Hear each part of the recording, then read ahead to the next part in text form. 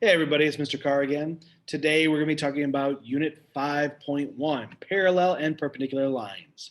Today is another vocab heavy kind of day. All right, so we're going to start with our vocabulary here. And once again, I'm going to pause the video like I did before, and I'm just going to make sure that all of my definitions are there for you. Then we'll discuss them in just a second here. Okay, now that we're back, these are my 4 definitions we're going to be covering today. Parallel lines, lines that will never intersect on the same plane. Okay, so here's what I like to think about for that. If I take my stylus and my pencil here, okay, and I put them on the same horizontal plane, if I do this, they're never going to intersect. Okay, if they start angling towards each other, eventually they'll intersect somewhere on there. But parallel lines are going to go on forever and never intersect each other. Slightly different is skew lines. Those don't intersect as well, but here's what I would do with that. Let's say I put this on a horizontal plane, or sorry, vertical plane. This is on a horizontal plane. These don't cross, they never intersect, but they're not on the same plane, okay? The pencil here is on a vertical plane. This is on a horizontal plane. So they will never cross, but these are skew because they are not together on the same plane. You can kind of see that with this image here. So that's the difference between parallel and skew. If I drew a line like this, if I put this line here and make sure that line does not cross that one, then those are actually going to be parallel. But when I look at these 2 lines here and here, those are not parallel, they are skew lines. Coplanar lines, that's just anytime that lines share the same plane. So something like this, those are coplanar lines. Non-coplanar lines would be like this, okay? So like I showed with my skew lines, these are actually non-coplanar, okay? They're not on the same plane as the idea.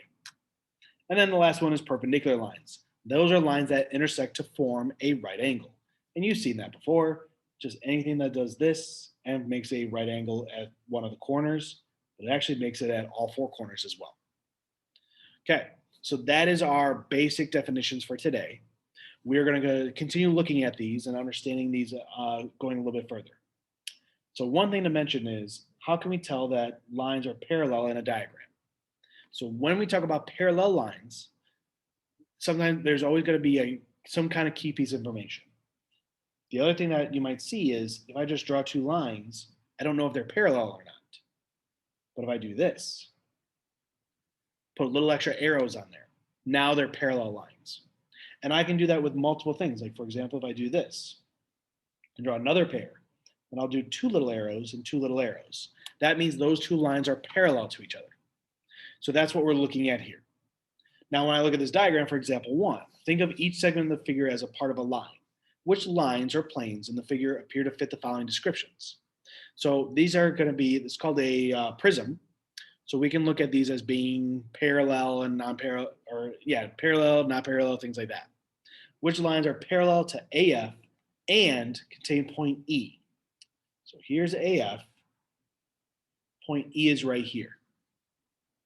So when I look at that, the only line that I can say for sure is parallel that contains point E is EJ.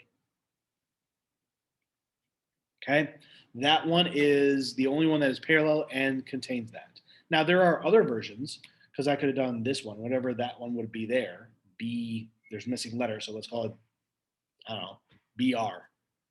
So BR is going to be a parallel line. CA is actually a parallel line if I cut a plane going through this way, same as ID. Okay, so but the only one that contains point E and is parallel is this one.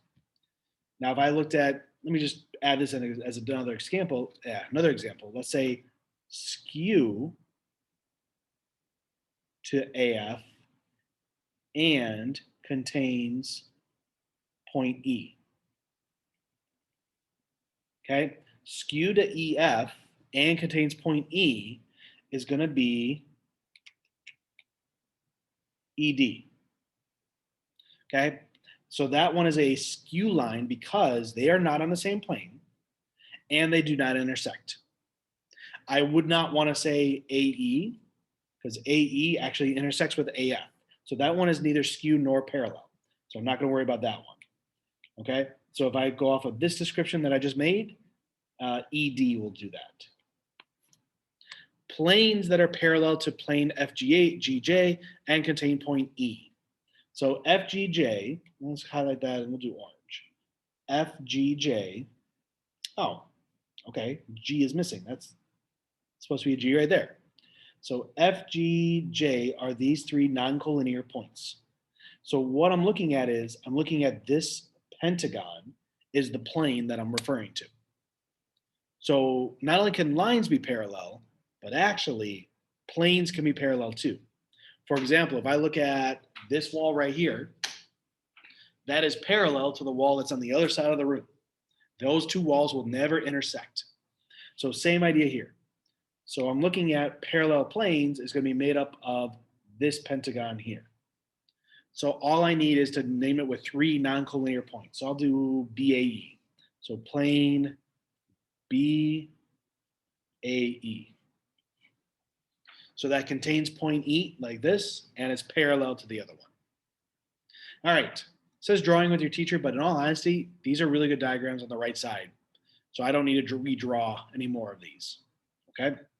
Instead, let's go to this next example.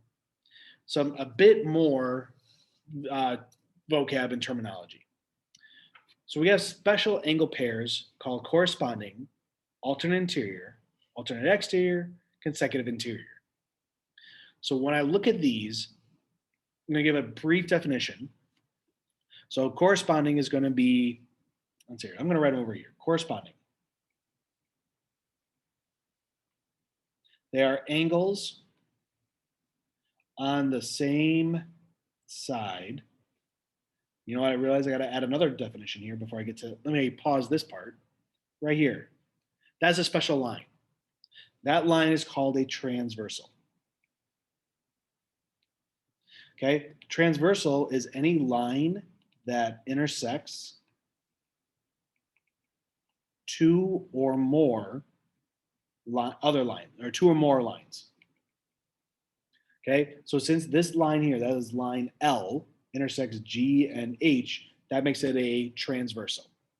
Okay, so corresponding angles, let me come back to that now. These are angles on the same side of a transversal, but one interior and one exterior. So I'm throwing this term at you as well, interior versus exterior. So maybe think about that one for a second here. Oh, should put that up there. Transversal line that intersects two or more lines. Interior is referring to in between my two lines. Like G and H is going to create this interior. Exterior is up here and here. So when I look at, like, here's my two lines and I cut by a transversal, the interior is in between the two lines, exterior is on the outside of them. Okay, so based on my definition, angles on the same side of a transversal, but one on the interior, one on the exterior. So I look at like angle 1 and 7. That's an example. Angle 1 and angle 7. But I have other ones. For example, let's do another color here. Angle 8 and 6. Okay, so angle 8 and 6 create that. And then angle 2 and 4. And then I got one more pair with 3 and 5. So that's all of my pairs of corresponding angles. So 1 and 7, 6 and 8, angle 6 and angle 8, angle 2 and angle 3, and then angle, nope, no, sorry, not 2 and 3, 2 and 4. And then my last pair was angle 3 and angle 5. So that's what creates corresponding. Another way I like to think of it is, if I look at angle 2, I'm kind of just shifting it down right there. So those are corresponding. If I can shift down the transversal, that's how I get corresponding. All right, the next pair, alternate interior. Okay.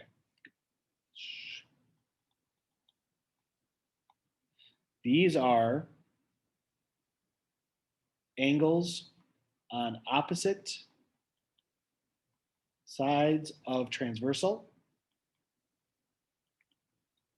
and both interior.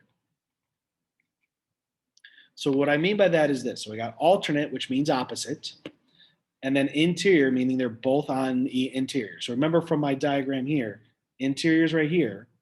That gives me 8 and 4, but it also gives me 3 and 7. That's where I'm alternating sides of the transversal, and they're both on the interior. So that's where we're going to have angle 8 and angle 4, angle 3, and angle 7. So that's what that terminology means there. Alternate exterior. Take a wild guess on that one. So alternate exterior is the same exact thing, except these are going to be angles on opposite sides of transversal, and both exterior. Okay. So, okay. So when I look back at this diagram, I'm going to get rid of these highlightings here. 1 and 5 are alternate exterior. So are 2 and 6. Again, alternate means opposite. They're both in the exterior. So they are above and below those 2 lines. So that means angle 1 and angle 5, angle 2 and angle 6. The last term for today is consecutive interior. Another name for that is same side interior. Okay, so again, interior is coming up again, meaning both angles are going to be on the interior. So consecutive interior is going to be this. So 2 angles, let's say in instead, in the interior, and same side of the transversal.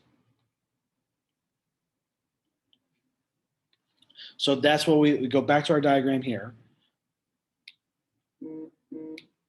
That was loud. Okay, same side of the transversal, both on the interior. So like 8 and 7, 3 and 4. Okay, same side of the transversal, but they're both in the interior here. So angle 8 and angle 7, angle 3 and angle 4. In our future lesson, we're going to talk more about what these do, what special relationships we get with these. But for now, this is just about naming them. So you look at these types of diagrams down here, just try practicing that. Okay, so that is it for 5.1. So we'll continue our work with Unit 5 on the next video with basically those special relationships with these types of angles. So make sure you understand, what does it mean to be corresponding?